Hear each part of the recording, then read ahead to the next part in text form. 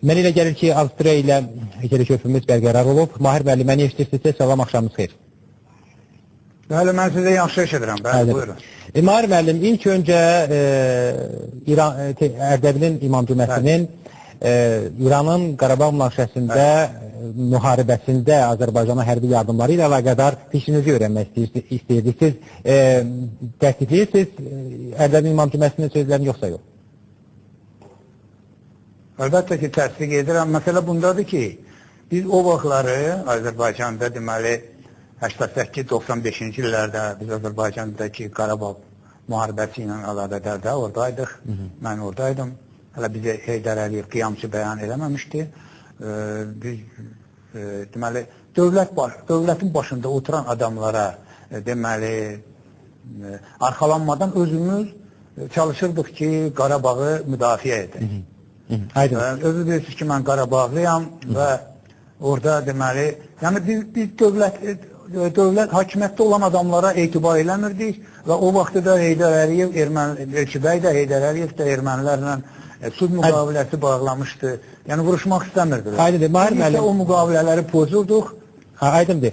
Mahir müəllim, yəni həmin o təsdiqlədiyiniz mövzu ilə əlaqədar hansısa faktlara toxuna bilərsinizmi? Əlbəttə, məsələn, deyək ki, biz Rövşənlə, Əfqanistandan Ağay Hekmətyarın köməyi ilə və Ağay Hekmətyarla əlaqə yaratdıq. Bizə 1000 əskər verdi və biz o 1000 əskəri, 1000-dən çox əskəri, Əfqan əskərini İran ərazisi ilə gətirib Azərbaycana çıxartdıq. Mən sizə deyim ki, bunda Azərbaycan rəsmilərinin heç bir rolu yox idi.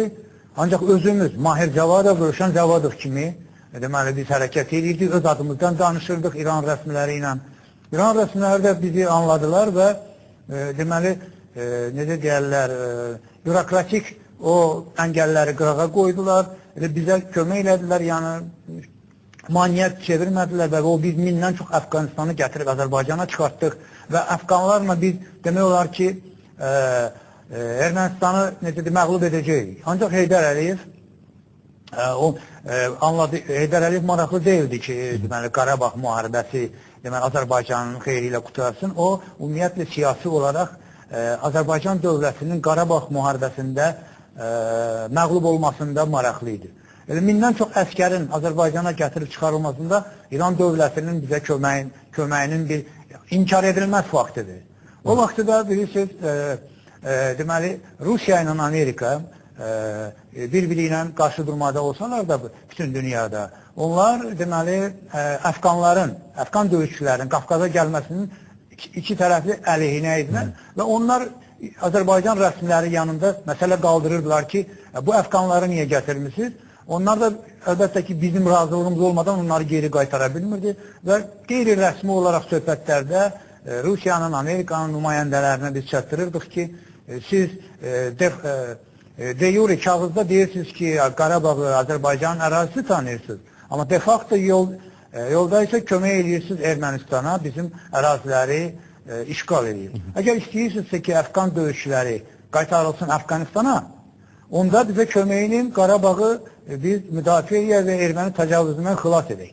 Əgər siz bu cür hərəkət davam etirsəniz, biz nəinki 1000, biz hələ bir 5000, 10000 Əfqan döyüşçülərini Azərbaycana, Qafqaza gətirəcək.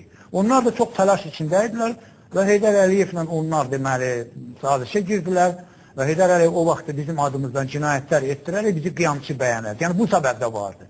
Və mən dediyimin sübut oldu ki, biz məğlub olandan sonra onlar deməli bizi qiyamçı bəyan edəndən sonra qanundan kənar edəndən sonra xəyanət edib Rövşəni, o vaxt ki Türkiyənin prezidenti Süleyman Dəmirəl Rövşənə deməli inandıraraq ki, güya Heydər Əliyev onunla danışmaq istəyir.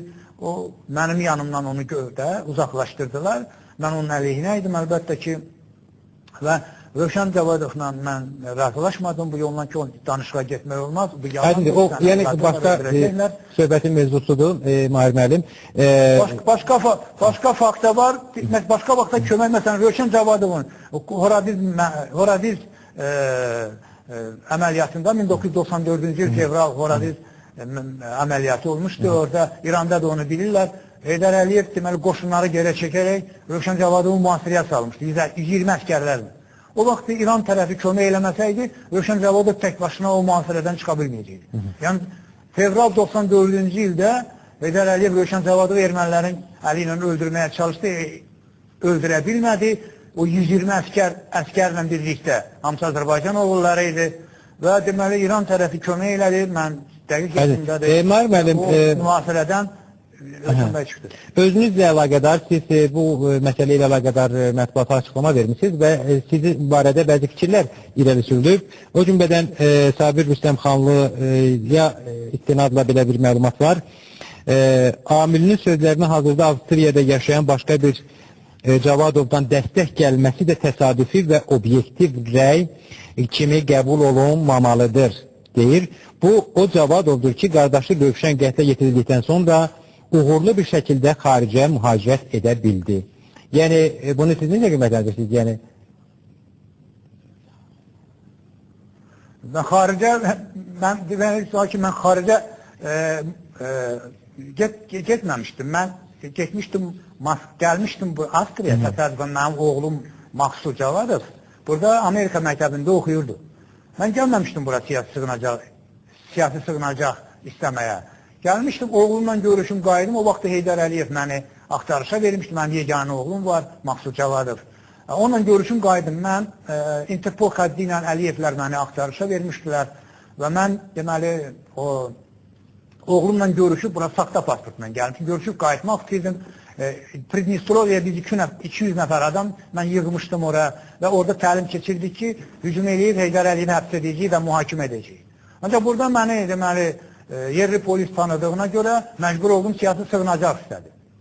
Mən axtarışdaydım, məndə sənədlər var, hamısını göstərə bilərəm. Məsələn, orada öz təsirini çatıbdır. Əliyevlə məni öldürmək istəyirdilər. Burada bir neçə dəfə, məsələn, buranın rəsmiləri 2008-ci ildə mənim yanıma gəldilər və dedilər ki, İlham Əliyev, Heydər Əliyev sizi öldürmək istəyir. İranda olanda da elə onlar məni öldürmək istəyirlər. Bu da deməli, nədir onun adı? Siz deyil, məsələn, mən yeganə siyasi mühacirəm ki, onun hakimiyyətdə olan, deməli, onun hakimiyyətdə olan əleyhdarları, məsələn, İlham Əliyev, deməli, mənim pasportuma burada Avstriyada yazdırıb ki, mən nəinki Azərbaycanla həmsərhəd olan bütün MDB ölkələrinə, Türkiyə və İrana gedə bilmərəm. Aydındır. Mən üzr istəyirəm. Ki, onlar məndən qorxurlar. Aydındır. Yəni, ümumiyyətlə, Mahir müəllim, verilişimizin vaxtı məhdud olduğuma görə xahiş edirəm ki, biraz cavablar qısa və konkret olsun ki, biz inşallah verilişin sonuna qədər bəzi məsələlərə aydınlıq gətirə bilək. Qarabağ Azadlıq Təşkilatının həmsərhədi Akif Nağı ilə də canlı telefon bağlantımız var, bayaqları kəsildi. Mən elə gəlir ki, bərpa olunmalıdır. Olursa, Akif müəllim, salam axşamınız xeyir.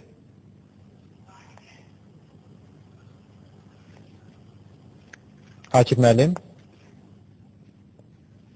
Qarabağ Azadlıq Təşkilatının sədri Akif Nağı. Hər halda kəsilib. Əlaqə müsili kəsilib. Mahir müəllim, deməli, bayaq mən verilişin başlanğıcında toxundum bəzi məqamlara. Rəhim Qaziyevdən münasibət öyrənilib və onun münasibətində çox təzadlı məqamlar var. Bayaq tamaşaçılarımıza açıqladım. Yəqin siz də oxumusunuz həmin açıqlamanı. Nəyə görə yəni deyilənləri inkar etməyə bu qədər israrlıdır Rəhim Qaziyev? Bunun səbəbini nədə görürsünüz? Mən sizə deyim ki, Rəhim Qaziyev ümumiyyətlə təsadüf adamıdır. Azərbaycanda, deməli, mən orada olarkən biz müharibədə iştirak edənkən, məsələn, ona baxmayaraq ki, Müdafiə Naziri vəzifəsindəydi, biz onu saya salmırdıq. Məsələn, hesab etmirdik ki, o müharibə aparır. Məsələn, 92-ci ildə Rövşən Cavadov, deməli, ona tabi olan dəstələrlə Ağdərə rayonunu azad eləmişdi. Və biz səhərsi isə ki, onu ANS televiziyası, deməli, Ağdərədə çəkmişdi, Rövşənin, deməli, oranı götürəndən sonra da Ağdərəni və Rövşən intervyu vermişdi ki, biz Ağdərəni azad eləmişik. Səhərsi günü mən, deməli, başqa hüquqşünaslarla Elçi bəy, o vaxtı prezident, onun qəbulunda olarkən, ora Rəhim Qaziyev gəldi və çıxıb orada tribunadan dedi ki, Rövşən Cavadov deyir ki, mən Ağdərəni azad eləmişəm, o yalan deyir, mən azad eləmişəm. Mən də çıxdım tribunaya, Elçi bəyin yanında dedim ki, bilirsiniz, siz yoxlama təyin edin. Əgər Rövşən Cavadov deyirsə ki, siz yalan danışıbsa Rövşən Cavadovu cəzalandırın. Əgər Rəhim Qaziyev yalan deyirsə onu cəzalandırın. Elçi bəy mənə belə dedi ki, siz qohumbazlıq edirsiniz. Dedim, cənab prezident, bu qohumbazlıqdır, deyirəm ki, əgər Rövşən aldadıbsa siz onu cəzalandırın. Əgər Rəhim Qaziyev sizi aldadıbsa onu cəzalandırın. Məsələ bundadır ki, nə Rəhim Qaziyev, nə o bir Elçi bəy, nə Heydər Əliyev heç bir vaxt Qarabağ müharibəsində, Azərbaycan dövlətinin qələbəsində siyasi maraqlı deyildir. Məsələn, bayaq da dedik Sabir Rustamxanlı. Sabir Rustamxanlı Sovet vaxtından KGB-nin agentidir. O həmişə Heydər Əliyev işləyirdi. Onun heç bir şəxsi mövqeyi yoxdur. Ara qatmaqla məşğuldur.